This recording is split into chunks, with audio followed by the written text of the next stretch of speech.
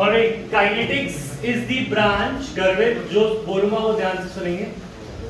Kinetics is the branch of chemistry that deals with rate of reaction. किससे depend कर, किसको study करती है? रेट। वो लाइन कर देता हूं ऊपर से सेकंड, ठीक है। It studies the rate of the reaction. और रेट जो स्पीड है उसको स्टडी करने के लिए हमने देखा rate depends upon concentration of reactant. किस पे डिपेंड करता है?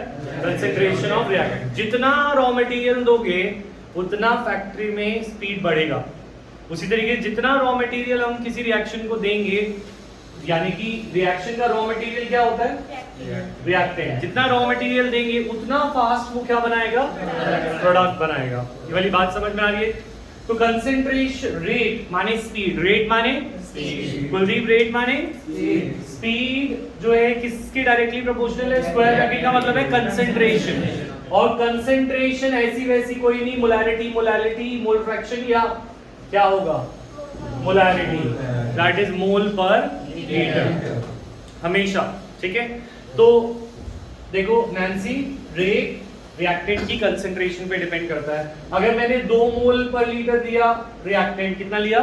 2 मोल पर लीटर, तो रेट ऑफ रिएक्शन 2 मोल पर लीटर के प्रोपोर्शनल होगा। अगर मैंने 5 मोल पर लीटर कर दिया, रिएक्टेंट बढ़ा दिया, तो स्पीड बढ़ जाएगी। अगर मैंने 2 का 20 कर दिया तो रेट डबल हो जाए, 10 टाइम्स हो सकता है, या हो सकता है 100 टाइम्स हो जाए, या हो सकता है 1000 टाइम्स हो जाए। कैसे? क्योंकि यहाँ पे पावर अगर 1 होगा तो वो 10 टाइम्स होगा। अगर मैंने रेट कंसेंट्रेशन ऑफ रिएक्टेंट कितना टाइम कर दिया? 10 टाइम्स, ठीक है नंदनी। तो अगर मैंने 10 टाइम किया रिएक्टेंट तो रेट भी 10 टाइम हो गया। अगर मेरे पास यहाँ पे एक पावर हो 2, क्या हो? तो अगर मैंने रिएक्टेंट की कंसेंट्रेशन को 10 टाइम बढ़ाया तो रेट कितना बढ़ा? 100 टाइम्स। कितना टाइम बढ़ा? 10 का स्क्वायर टाइम्स बढ़ा ना। अच्छा, अगर ये होता तो कितना टाइम्स बढ़ जाता वो? 1000 टाइम्स। तो ये बहुत पावरफुल नंबर है, इसको बोलते हैं ऑर्डर। क्या बोलते हैं? कि हमारे लाइफ का ऑर्डर क्या है, ऐसी रेट का ऑर्डर क्या है, वो बहुत जरूरी है। कभी कभी ऐसा होता है ऑर्डर हो जाए 0। ऑर्डर क्या हो जाए? 0। ऑर्डर अगर 0 हो जाए, क्या वो रेट रिएक्टेंट पे डिपेंड करेगा या वो कांस्टेंट हो जाएगा? समझ में आ रही है बात? तो order tells us how much rate depends upon concentration of reaction. ठीक है, ये वाली बात क्लियर है तन्वी? ठीक है। तो अगर हमें इसको इक्वल करना है, इसको, तो हमारा रेट इक्वल टू के, एक कांस्टेंट चाहिए होता है जिसे बोलते हैं रेट कांस्टेंट। क्या बोलते हैं? Rate constant into concentration of reactant की पावर ऑर्डर। इस पूरे एक्सप्रेशन को क्या बोलते हैं विशेष? Rate law. इसे क्या बोलते हैं? Rate law. तो अगर मैं बोलूं रेट लॉ क्या है किसी इक्वेशन का, तो मैं रिएक्टेंट की कंसेंट्रेशन की पावर कुछ बना देनी है। फॉर एग्जाम्पल ये रिएक्शन थी AA plus BB goes to CC plus DD। ये छोटे नंबर ABCD 1 2 3 4 मोल्स होते हैं ना जो रिएक्शन के, वो होते हैं, बोलते हैं स्टोइचियोमेट्रिक कोएफिशिएंट। क्या बोलते हैं? अगर मैं बोलूं इसका रेट लॉ बनाओ, तो तुम्हें पता है rate is directly proportional to concentration of reactant. Reactant है A और B, इनकी पावर है X और Y। अब ये X और Y हो सकता है स्मॉल a हो सकता है स्मॉल b हो, Y हो सकता है ना हो, ये हम कह नहीं सकते अभी, ये बाद में बताएंगे, ठीक है? याद रखोगे। तो what is rate law? Rate law is an expression. के रह गया ना, के यहाँ पे लगा देते हैं। तो rate law is an expression in which rate को एक्सप्रेस किया जाता है, is expressed in the terms of molar concentration of reactant raised to some power which may or may not be their stoichiometric coefficient। कुछ समझ में? Rate is expressed in terms of concentration of reactant raised to some power। वो power हो सकता है stoichiometric coefficient हो सकता है ना हो। गौरव, वंशिका, तनिष्का, हिमांशु, वंश, इशिका, is this clear? वो पावर ऑर्डर है। हाँ, ये पावर को ऑर्डर बोलते हैं। अगर मैं बोलूं इस रिएक्शन का ऑर्डर क्या है, तो तुम बोलोगे x प्लस वाई। इसका ऑर्डर क्या है? x प्लस वाई। कौन सी लाइट बंद कर दी?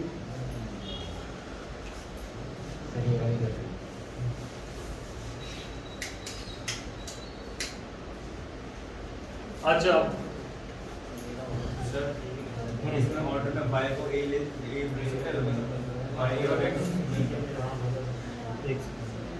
बट y तो सर कभी a नहीं हो सकता ना स्मॉल हो सकता है, कभी कभी हो सकता है।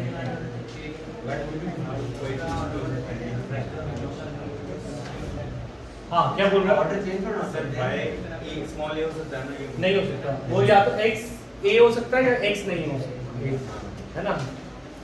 अभी हम देखेंगे, धीरे धीरे समझ आएगा।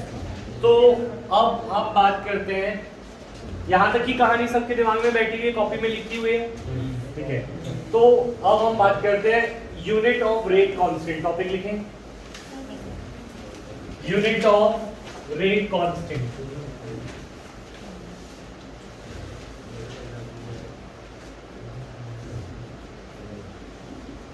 Units of rate constant. Rate constant क्या है? के। रेट कांस्टेंट क्या है? के की यूनिट बता दें, ठीक है। अच्छा, अब ये डिपेंड करेगा ऑर्डर ऑफ रिएक्शन पे। किस पे डिपेंड करेगा? कुछ रिएक्शंस का ऑर्डर जीरो होता है, तो उन्हें हम बोलते हैं zero order reaction. For zero order reaction अगर मैं एक रेट लॉ बनाना चाहूँ तो rate is equal to K into reactant की पावर जीरो। रिएक्टेंट की पावर क्या होगी? अच्छा, रेट कैसे नापते हैं? रेट नापते हैं कितना रिएक्टेंट यूज हुआ। रिएक्टेंट को कैसे नापते हैं? मोल पर लीटर में। और कितना रिएक्टेंट कितने समय में यूज हुआ, डिवाइडेड बाय सेकेंड। तो मोल पर लीटर पर सेकेंड किसकी यूनिट है? रेट की। किसकी यूनिट है? तो रेट की यूनिट है मोल पर लीटर पर सेकेंड। ये हमेशा फिक्स रहती है। रेट की यूनिट एक ही है, क्या है? बोलो दो बार, मोल पर लीटर पर सेकेंड। रेट की यूनिट है मोल पर लीटर पर सेकेंड, हमेशा। जीरो ऑर्डर हो तब भी, फर्स्ट ऑर्डर हो, सेकंड ऑर्डर हो, हाफ ऑर्डर हो, कुछ भी ऑर्डर हो, रेट की यूनिट तो सेम है, फिक्स है। क्यों? कितना कंसंट्रेशन यूज हो रहा है, कितने टाइम में। क्लियर है पॉइंट पारस? ठीक है। तो अब अगर मैं बोलूं रेट की यूनिट को यहां डाल दूं तो वो बनेगा मोल पर लीटर पर के। और यहाँ पे कंसंट्रेशन की यूनिट होती है मोल पर लीटर, क्या होती है? और उसके ऊपर जीरो रखा है तो कोई फर्क ही नहीं पड़ता। पड़ता है? नहीं। तो ये पूरा का पूरा anything raised to power 0 is 1। तो के की यूनिट क्या है? मोल पर लीटर पर, के की यूनिट है मोल पर लीटर। तो can you do it for first order reaction? First order के लिए के की यूनिट निकाल के दिखाओ।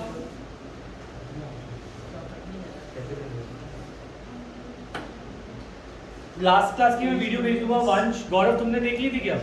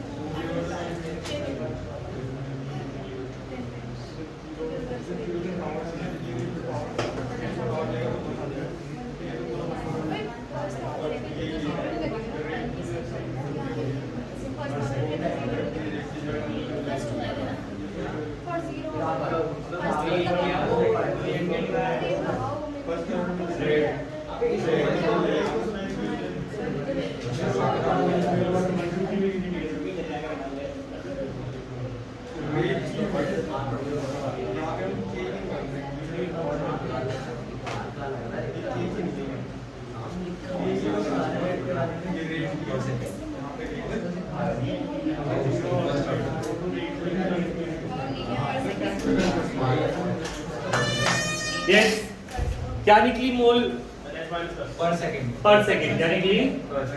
क्योंकि फिर से तुमने एक इक्वेशन बनाई होगी, rate law, rate is equal to K into R की पावर 1, है ना।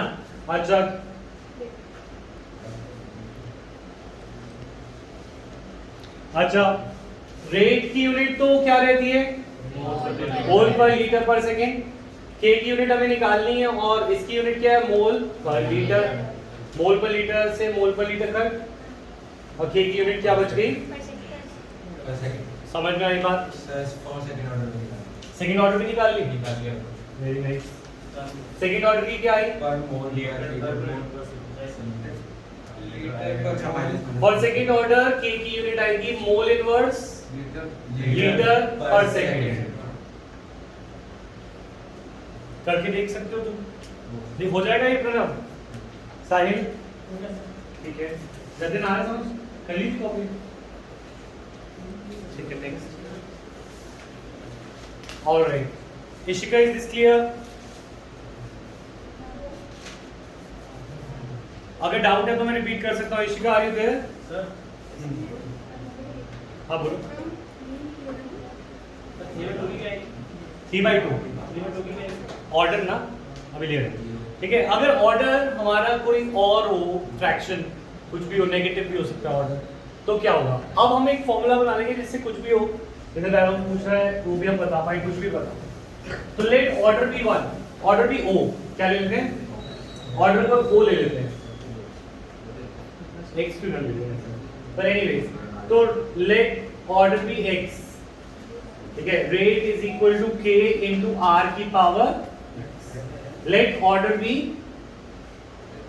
dx, ठीक है ना। तो अगर मैं बोलूं रेट की यूनिट क्या ऑर्डर पे डिपेंड करेगी? नहीं, उसकी यूनिट फिक्स है, क्या है? मोल पर लीटर पर सेकेंड।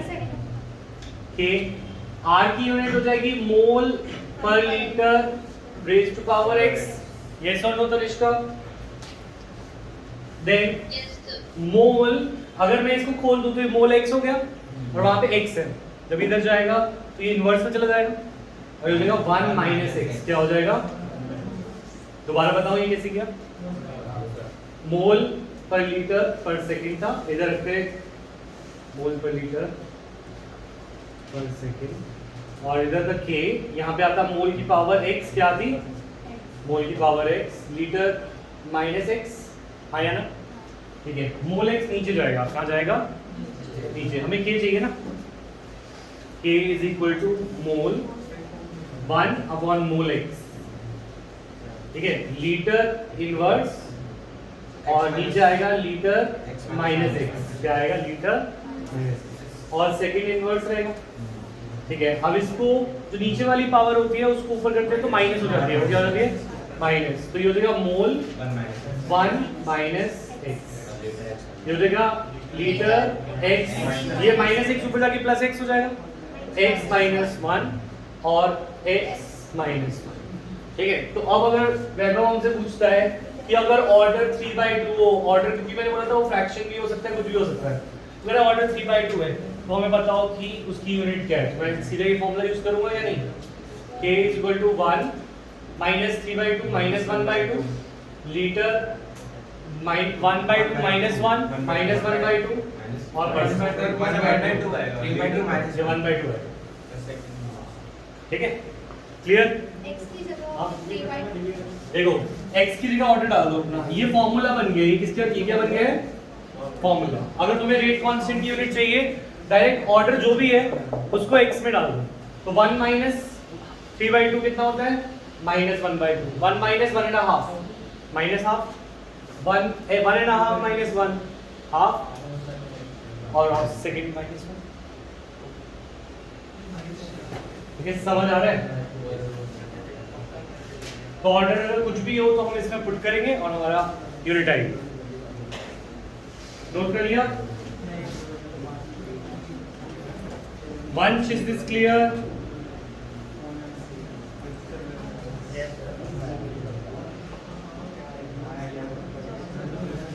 नेक्स्ट मिटा दूं?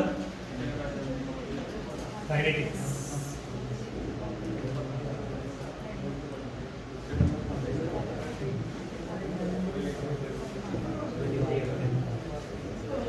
नेक्स्ट टॉपिक है डिटरमाइनिंग ऑर्डर ऑफ रिएक्शन। एक सेकंड रुको। डिटरमाइनिंग ऑर्डर ऑफ,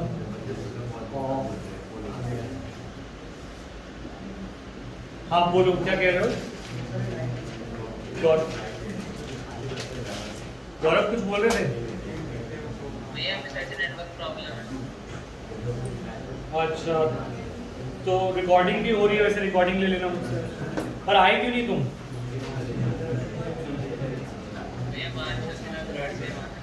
अरे तो क्या होगा?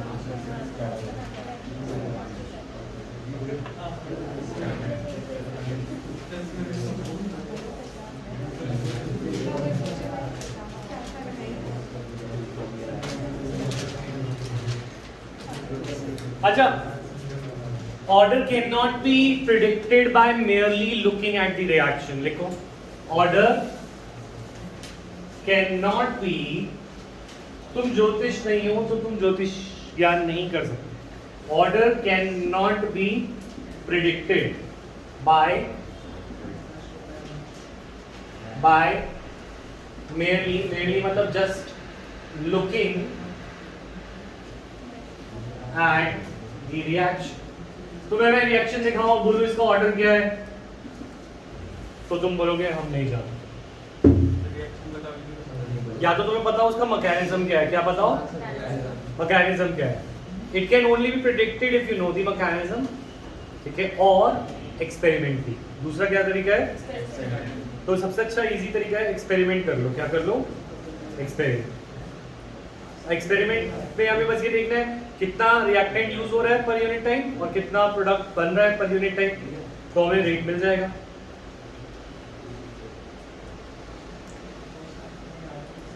ठीक है, it can be calculated experimentally,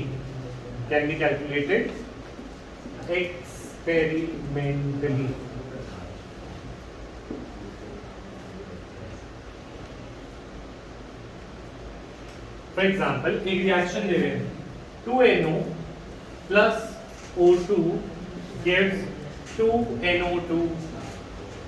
एक रिएक्शन है 2NO plus O2 gives 2NO2। मैं बोलूं what is the order, rate law लिखो इसका, तो क्या लिखोगे, rate is equal to K NO की पावर 2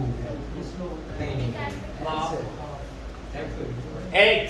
मैं क्या कहानी बोल रहा हूँ कि रिएक्शन को देख के हम ऑर्डर बता सकते हैं, और तू कह रहे 2, तो पढ़ाया जो वो सारा पानी में डालते जो O2 की पावर, हमें नहीं पता X और Y क्या है, ठीक है, X और Y देख के नहीं बता सकते, ठीक है, एक्सपेरिमेंट से बता सकते हैं। किससे बता सकते हैं, तो एक्सपेरिमेंट करते हैं, ठीक है। तो एक्सपेरिमेंट नंबर 1 2 3 4, एक एक्सपेरिमेंट से पता नहीं लगता, 3-4 बार करना पड़ता है, ठीक है। तो पहले हमने इसकी कंसेंट्रेशन रखी 0.30 मोल पर लीटर, क्या रखी, और इसकी कंसेंट्रेशन रखी 0.30 मोल पर लीटर। तो हमारा रेट क्या आया, स्पीड हमने नापी, स्पीड आई 0.096, कितनी आई 0.096 मोल पर लीटर पर सेकंड, ये रेट आया है। हाँ, फर्स्ट एक्सपेरिमेंट में। सेकेंड एक्सपेरिमेंट में हमने इसकी कंसेंट्रेशन रखी 0.60, क्या रखी 0.60 मोल पर लीटर। बनाना है ये सब, देख रहे हो, हाँ अच्छा बनाओ अनीश। हाँ, इसका रेट आया 0.384, कितना आया 0.384। इसके अंदर 0.30 रखा, इसको रखा 0.60, इसका रेट आया 0.192, ठीक है। इसमें 0.60 रखा, अनीश नहीं गिवन होगा क्वेश्चन में, ठीक है, पर बनाओ इसे, अभी समझेंगे कैसे कि निकाला कैसे। रेट आया 0.76, जल्दी से बनाए।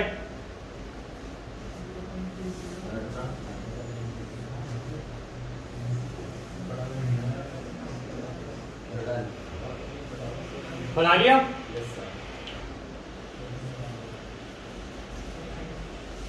ठीक है।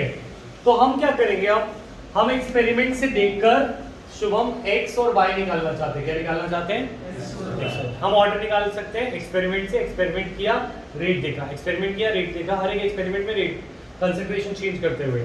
अब मैं x और y निकालना चाहता हूँ। तो पहले मुझे एक बात बताओ, अगर हम जिंदगी में दो चीजें लेके चलेंगे तो लाइफ आगे नहीं बढ़ेगी हमारी, हमें एक ही पे फोकस रखना पड़ेगा, है ना। तो हम अगर एक ही चीज पे फोकस करें तो दूसरी चीज हमारी जिंदगी में कांस्टेंट रहनी चाहिए। क्या रहनी चाहिए, कांस्टेंट, है ना। तो या तो हम वीडियो गेम में आगे बढ़ सकते हैं लीडर बोर्ड पे, ठीक है, या फिर हम स्कूल में आगे बढ़ सकते हैं। तो तुम्हें क्या करना है, वो तुम्हें देखना है कि या तो स्कूल पे कंसंट्रेट करो या वीडियो गेम पे। ठीक है, तो अब इसीलिए हमें एक चीज को रखना है कांस्टेंट, तो दूसरी चीज देख पाएंगे। तो हम ऐसे तो एक्सपेरिमेंट देखते हैं जिसमें हमारी वीडियो गेम कांस्टेंट रहे, तो हम पढ़ाई का इफेक्ट देखेंगे। किसका इफेक्ट देखेंगे? तो पॉइंट यहाँ पर फर्स्ट और सेकंड एक्सपेरिमेंट में हमारी ये O2 कांस्टेंट है, तो O2 से असर पड़ेगा क्या इन दो एक्सपेरिमेंट में? नहीं। किससे असर पड़ेगा? अगर मैं NO का असर देख रहा हूँ तो मैं X ढूंढ रहा हूँ या Y?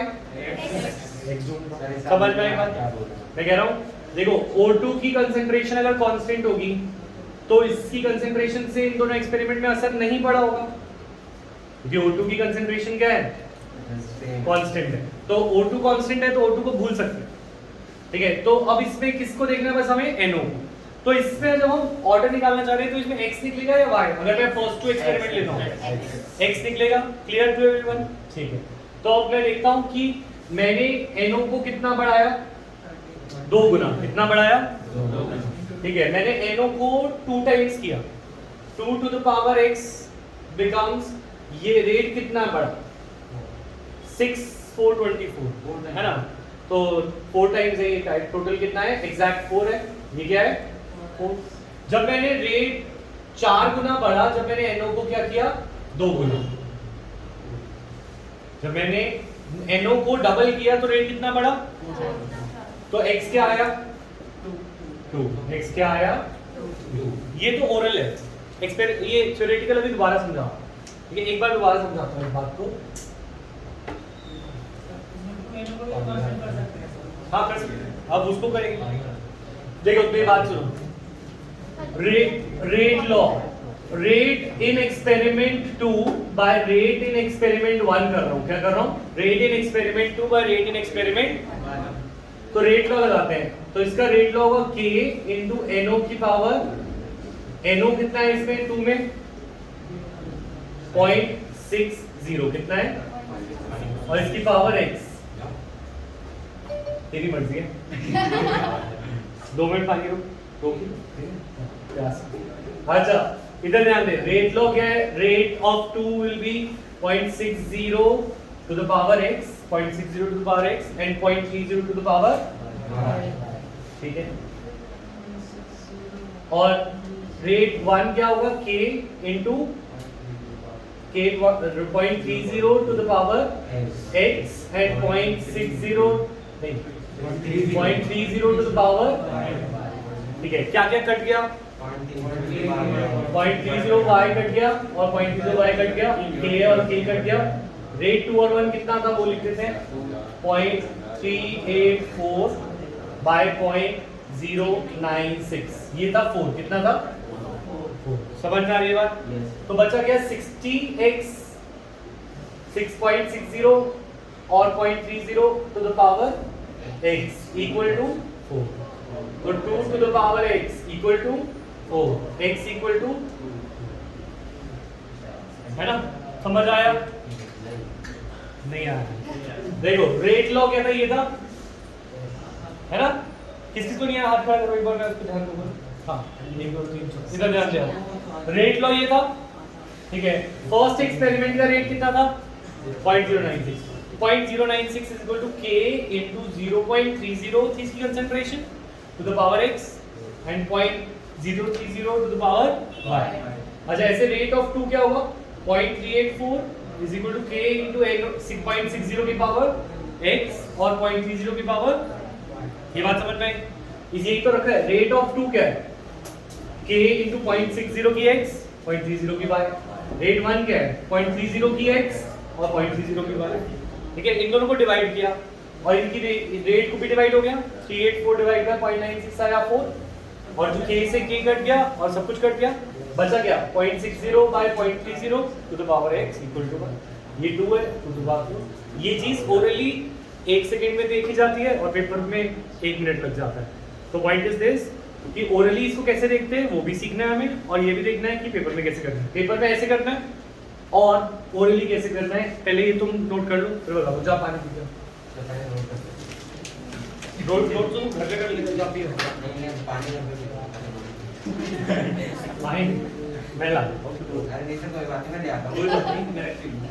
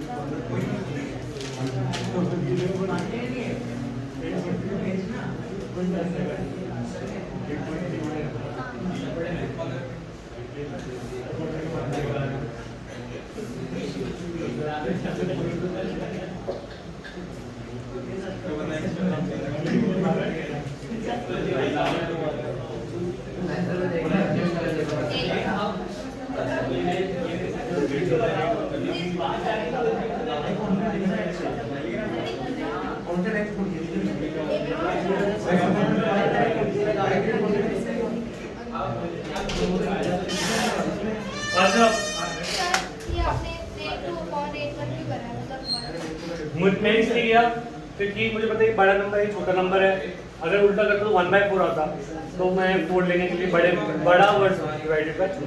और दूसरा, अब मुझे y निकालना है, तो मैं कौन सा एक्सपेरिमेंट चूज करूं? सर 2 और 4 या 1 और 3? वेरी गुड, 2 और 4 चूज कर सकता हूं।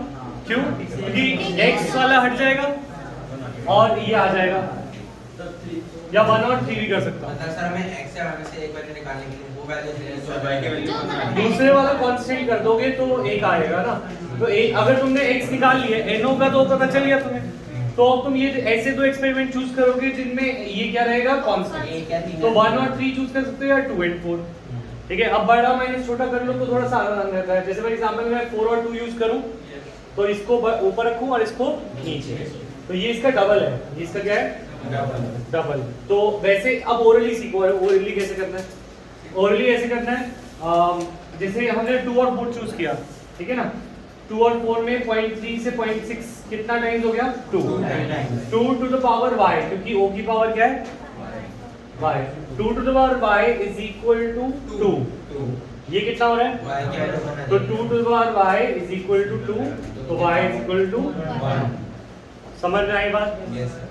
दोबारा बता सकता हूँ ये ऑर्डर वाला करके दिखाओ। 4 और 2 वाला मैं आ रहा हूँ, हो गया? 4 और 2 लेके करिए ना, और 1 और 2 लेके करिए।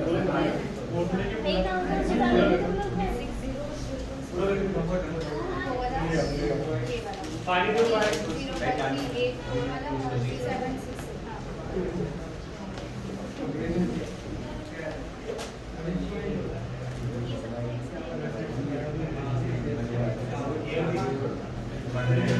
ठीक है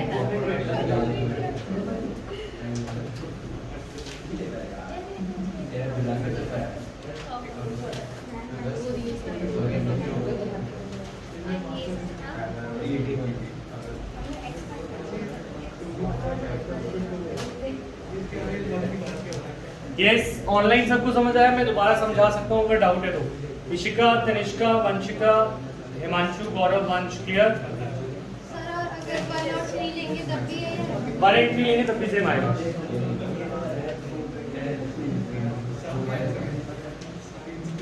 वन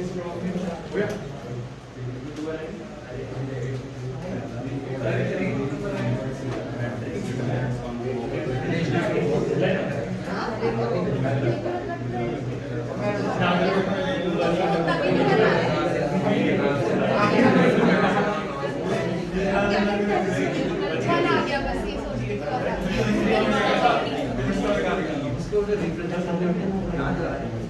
ऑलराइट, हाँ गर्वित, चले आगे बढ़े। नेक्स्ट,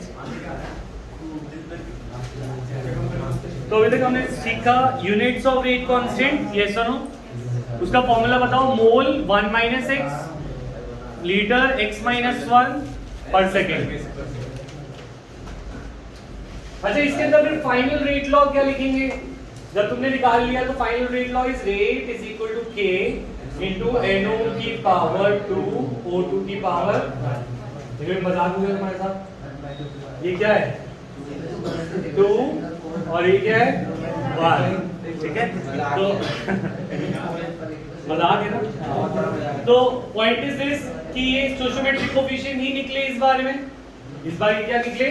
स्टोइचियोमेट्रिक, पर हमेशा नहीं निकलते, ठीक है? क्लियर है पॉइंट? इसीलिए ये ड्रिल करनी पड़ेगी।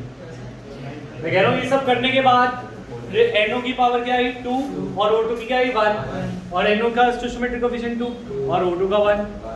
तो मैं कह रहा हूँ ये सब करने की बजाय हम स्टोइचियोमेट्रिक कोएफिशिएंट लिख सकते थे? नहीं, हमें करना पड़ेगा। फिर भी ये इजी था ऐसा करना, पर ये नहीं आता बहुत बार, ठीक है? अच्छा चलो चलो नेक्स्ट, ऑर्डर ऑफ रिएक्शन।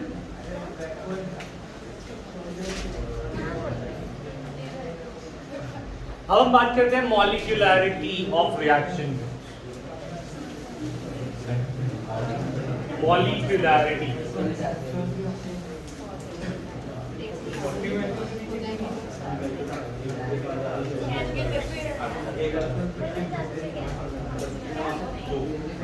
लिखना शुरू करें मुंह बंद करके। मॉलिक्यूलैरिटी, हाँ वैभव, ऑफ रिएक्शन। मॉलिक्यूलैरिटी ऑफ रिएक्शन, इसकी डेफिनेशन लिखेंगे। It is the number of reacting species, it is the number of reacting species colliding simultaneously.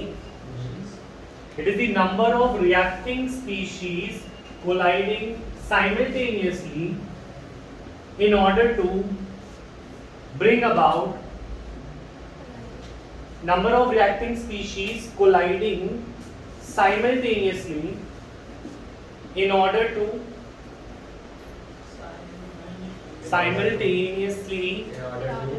to bring about a chemical reaction. In order to bring about a chemical reaction.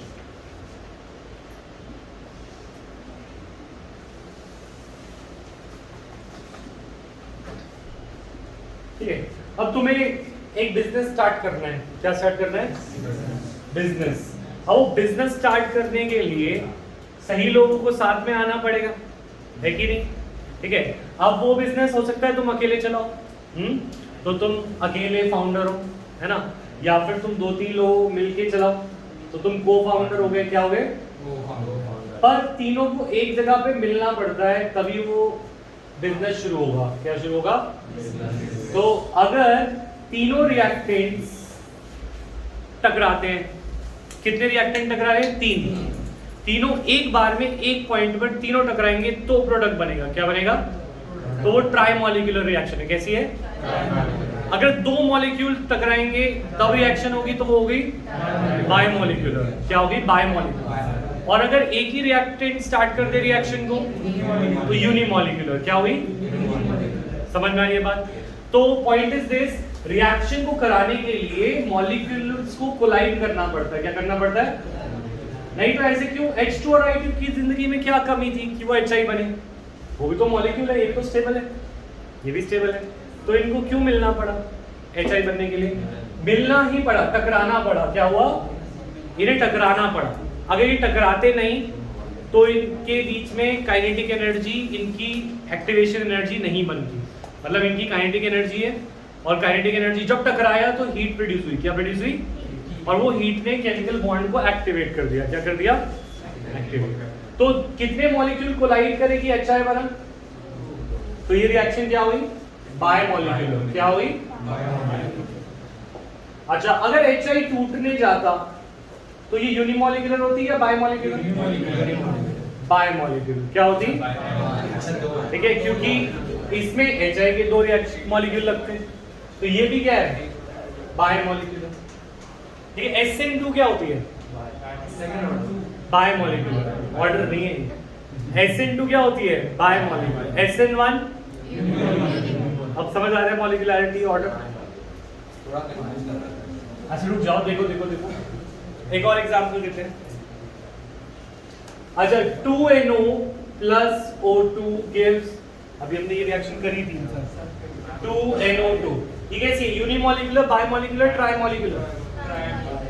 ट्राइमॉलिक्यूलर, क्योंकि 2 NO एक O2 से combine करेंगे तो कितने molecules का collide करेंगे?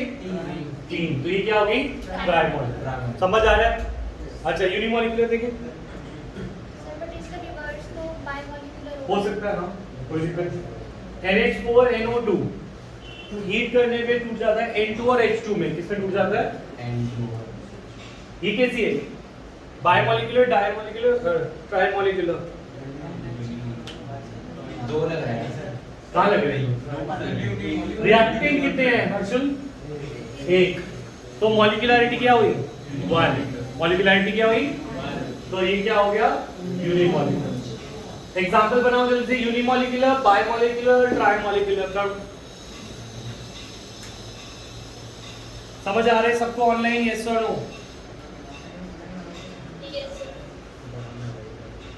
Yes sir.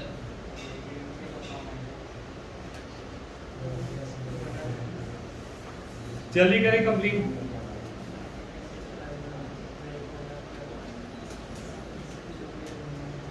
ठीक है, ट्राइमॉलिक्यूलर को टर्मोलिक्यूलर भी बोलते हैं। क्या बोलते हैं? टर्मोलिक्यूलर। अजीब लगता है, ट्राई अच्छा है। टर्मोलिक्यूलर। अच्छा, मिटा दूं? ले लो फोन। यूज नहीं कर रहा था, ऐसे हाथ में रखना मजा आता। अच्छा, मिटा दूं? जल्दी करो, जल्दी।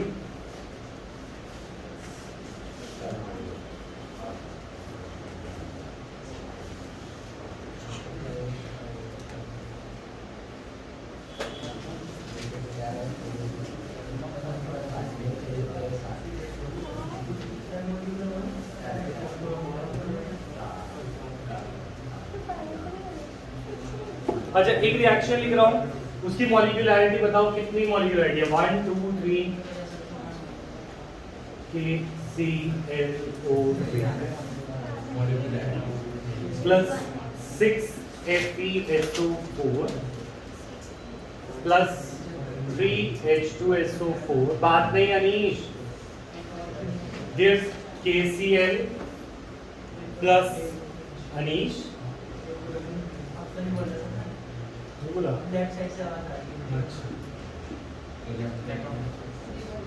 इसकी मॉलिक्यूलरिटी क्या है? 10 ना मॉलिक्यूलरिटी? 10 मॉलिक्यूलरिटी है। अगर एक इंसान ने बिजनेस स्टार्ट किया, उसका खुद से मिलना तो बहुत आसान है। 2 ने काम किया, 2 भी आसान है, 3 भी आसान है, 4 भी आसान है। चलो 4 तक तो मान लेते हैं। 4 को फाउंडर एक बार में एक जगह पे मिल लेंगे। 5 6 7 8 कब रुकेगा?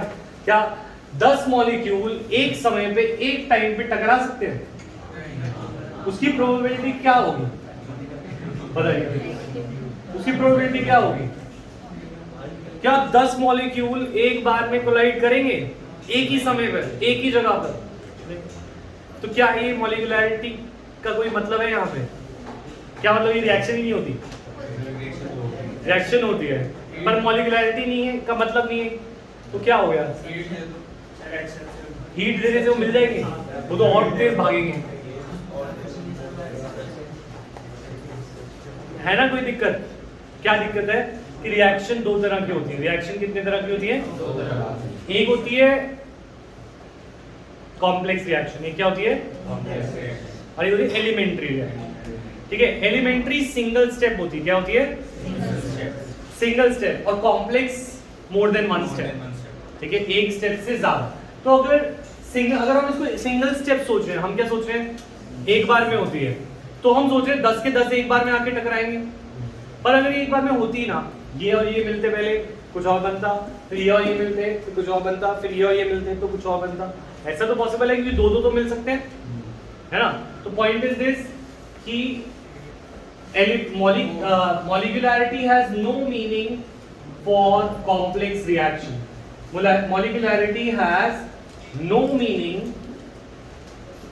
for complex reaction. Complex reaction अभी बता रहा हूँ क्या है, पर लिख लें for complex reaction. इसका मतलब क्या है? इसका मतलब है molecularity has no meaning for complex reaction का मतलब है, क्या मतलब कि complex reaction का क्या मतलब ये बता रहा हूँ। Reaction having more than one step. Reaction having more than one step. जिनके एक से ज्यादा स्टेप होते हैं उन रिएक्शन में मॉलिक्यूलैरिटी का कोई मतलब नहीं है, क्योंकि वो आपस में एक बार में मिल ही नहीं रहे, क्योंकि वो एक स्टेप 1 में था, वो स्टेप 2 में था, वो स्टेप 3 में था, है ना? तो क्या मॉलिक्यूलैरिटी का मतलब हुआ कुछ? नहीं, क्योंकि वो एक बार में एक जगह तो मिले ही नहीं। क्लियर है ये पॉइंट? ठीक है, ये कॉम्प्लेक्स रिएक्शन है। ये कॉम्प्लेक्स रिएक्शन। तो अगर मॉलिक्यूलैरिटी इज ग्रेटर देन 4, किसी भी मॉलिक्यूलैरिटी रिएक्शन की 4 से ज्यादा है, तो तुम क्या बोलोगे? एलिमेंट्री है, कॉम्प्लेक्स है? क्योंकि 4 से ज्यादा मॉलिक्यूलैरिटी होना बहुत मुश्किल है। तो हम लिखेंगे molecularity is generally 1 2 3 maximum 4, but greater than 4 it is highly unlikely. Molecularity is 1 2 3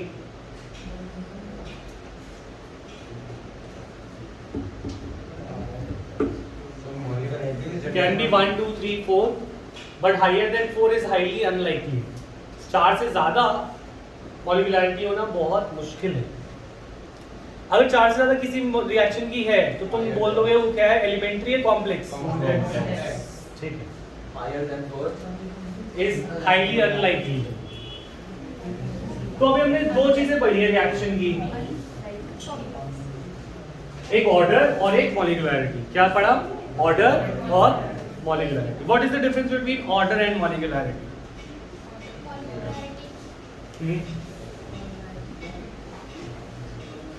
एक रिएक्शन देखते हैं, 2H2O2 in presence of I-, ये बनानी है तुम्हें। अल्कलाइन मीडियम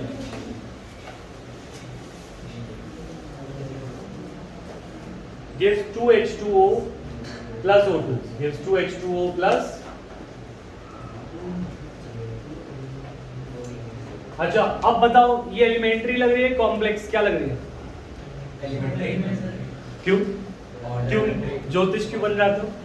तुम्हें पता है ये एलिमेंट्री है, कॉम्प्लेक्स है? कैसे बोल रहे तुमने एलिमेंट्री?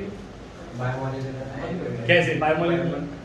चल ठीक है, तुझे लग रहा है बायोमॉलिक्यूलर है, पर हमें कैसे पता कि ये रिएक्शन एक ही स्टेप में होती है? तुम्हें बताया गया पहले कि ये रिएक्शन एक स्टेप में होती है, हो सकता है 2 स्टेप में होती है ना? कौन बताएगा? कोई नहीं बताएगा, तो एक्सपेरिमेंट से पता चलेगा। किससे पता चलेगा? तो कुछ चीजों में अब तक तो तुम समझ चुके हो ना कि लाइट पार्टिकल की तरह बिहेव करती है, वेव की तरह। कुछ चीजें कभी पार्टिकल कभी वेव। तो साइंस अब वैसी नहीं रही 9th 10th वाली। अब सारे आंसर क्लियरिटी से नहीं मिलते। अब कभी कभी हमें जिंदगी में कुछ चीजों के जवाब आगे जाके पता चलते हैं। ठीक है, तो अभी हमें देखते ही पता नहीं लगेगा, पर अगर मैं रिएक्शन करूं और मैं पता लगाऊं कि ये एक स्टेप में हो रही है, 2 स्टेप में हो रही है, तभी पता चलेगा। तो ये 2 स्टेप में होती है। कैसे होती है? H2O2 प्लस I- से रिएक्ट करता है तो बनाता है H2O प्लस IO-, फिर H2O2 रिएक्ट करता है IO- से, वो बनाता है H2O plus O2।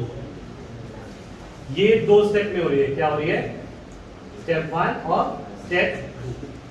Step 1 is a slow step. Step 1 क्या है? और स्टेप 2 इज फास्ट। तो ये वाला स्टेप है स्लो और ये वाला है। अब ये रिएक्शन एलिमेंट्री है कॉम्प्लेक्स। कॉम्प्लेक्स क्या है? क्योंकि एक स्टेप में हो रही है दो। अगर तुम्हें मैकेनिज्म बताओ तो तुम बता सकते हो कि वो एलिमेंट्री है या वो कॉम्प्लेक्स है। इसी बात से निकलेगा वो बात कि ऑर्डर कब ए और बी होता है और कब वो ए और बी नहीं होता। तो point is this, we cannot predict by merely looking at the reaction whether the reaction is elementary or ये बात समझ में आई? एक सीधी सादी दिखने वाली रिएक्शन भी स्टेप्स में हो सकती है। अब क्या करें? इस रिएक्शन की मॉलिक्यूलरिटी क्या है? इसकी मॉलिक्यूलरिटी क्या है इस रिएक्शन की? 3 2 या molecularity has no meaning for complex reaction. Molecularity has no meaning for complex reaction. 4 तक था जब तक वो एलिमेंट्री था। कॉम्प्लेक्स में मॉलिक्यूलरिटी का क्या मतलब है कि मॉलिक्यूलरिटी क्या है? Reacting species that must collide simultaneously. Simultaneous का मतलब, अच्छा तू कह रही है H2O2 2 है पर पहले स्टेप में H2 आया और दूसरे स्टेप में H2O2 आया, ये 7 टकराए साइमल्टेनियसली या not simultaneously? Not simultaneous. Simultaneously तो एक साथ। क्या H2O2 आपस में टकराया? नहीं टकराया। तो कॉम्प्लेक्स रिएक्शन में मॉलिक्यूलरिटी होती ही नहीं है। दिमाग के ऊपर से जा रहा है सारा।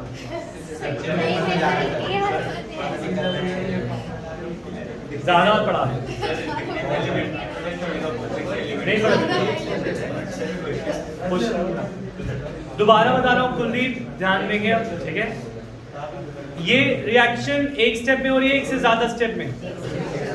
तो ये एलिमेंट्री है कॉम्प्लेक्स। कॉम्प्लेक्स में मॉलिक्यूलरिटी नहीं होती। क्या नहीं होती? तो अगर कॉम्प्लेक्स रिएक्शन की मॉलिक्यूलरिटी कोई पूछे तो बोलेगा मॉलिक्यूलरिटी हैज नो मीनिंग। ठीक है, ठीक है। अच्छा, अब ऑर्डर क्या है इसका? ऑर्डर क्या है? ऑर्डर क्या होता है कि रिएक्शन का रेट कितना इस पे डिपेंड करता है, रिएक्टेंट पे। समझ में आ रही है बात? तो इस पे हम आगे बढ़ेंगे नेक्स्ट क्लास में। ये एग्जांपल बना लिए? ये एग्जांपल नहीं समझ आया? इसमें बस मैंने ये बताया, एक सीधी सी दिखने वाली रिएक्शन एलिमेंट्री है कॉम्प्लेक्स कैसे बताएं? अगर 2 स्टेप होंगे तो क्या देख के बता सकते थे? ये लग रही थी एलिमेंट्री पर निकली क्या? कॉम्प्लेक्स। क्या निकली? ये बताया मैंने एक चीज। दूसरी चीज मैंने ये बताया कि इस रिएक्शन की मॉलिक्यूलरिटी क्या है? इस ओवरऑल रिएक्शन की कोई मॉलिक्यूलरिटी नहीं है। क्यों? क्योंकि मॉलिक्यूल्स 2 स्टेप में डिवाइडेड है। क्या वो एक साथ टकराए? नहीं, तो मॉलिक्यूलरिटी है ही नहीं ओवरऑल। होमवर्क लिखें, बैक पैक करके बैठ गए। होमवर्क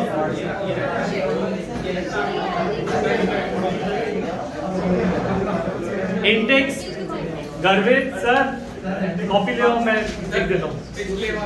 इंडेक्स 4.3 4.4 पिछली बार वाले भी करूंगा मैं चेक। इंडेक्स 4.3 4.4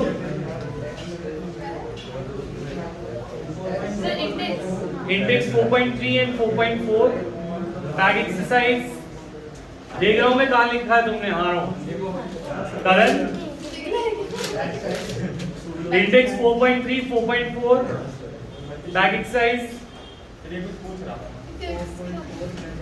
कॉपी तेरी बनती। बैग एक्सरसाइज 4.2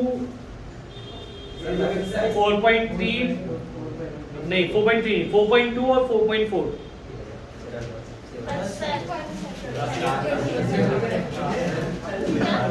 4.63 है। ऑलराइट, एक सेकंड आवाज नहीं करेंगे बिल्कुल। हाँ वंश बोलो। हाँ मैं कर